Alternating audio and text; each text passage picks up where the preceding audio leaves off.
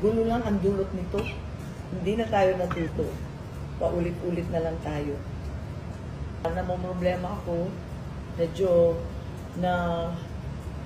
nabigla ako sa pangyayari na inaresto si Presidente Duterte at hindi ako maniwala eh.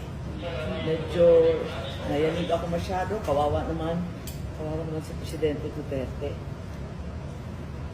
So what is your reaction from the pag-arrest? As a friend. As a friend? Well, ang akin kasi, hindi na tayo natuto. Gulo lang ang dulot nito.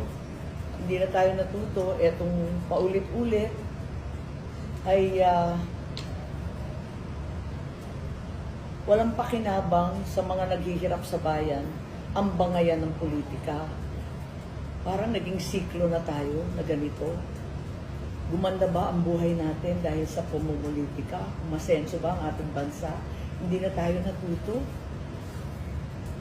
So, sa lahat ng nakakahiyang yugto sa ating politika, gantihan ng gantihan, awayan ng awayan, yumaman ba? Nabusog ba? Sumaya ba ang taong bayan? Yun na lamang ang tanong ko.